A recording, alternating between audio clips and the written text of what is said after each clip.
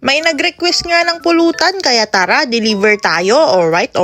Dito nga tayo sa palengke ng San Fernando City, La Union para bumili ng bangus sa napakagandang suki natin. Meron na siyang nahiwa-hiwa pero gusto ko yung may belly kaya nagpa-boneless tayo at pinahiwa natin ng pulutan size. Pagka-uwi, hinugasan natin yung bangus sa binabad sa suka at asin for at least 30 minutes hanggang mamuti. At kapag ganito na yung itsura mga kapulutan, ide-drain na natin siya at pipigain. Saka natin titimplahan ng luya pang tanggal lansa, sibuyas na pampaimas, sili na red at green pampagana, 372 na asin at 255 na paminta. For the asim kilig, gagamit tayo ng isang buong lemon. At ang magpapa-special dito mga kapulutan, ang itlog na maalat or salted egg. Ito yung magbibigay ng creaminess sa ating kilawin. Pag hindi maalat yung nabili nyong salted egg, pwede kayong magdagdag ng asin. Pero kapag maalat na to, wag na kayong magdagdag. Baka maging maapgad na yung kilawin nyo pag ganon. Alright.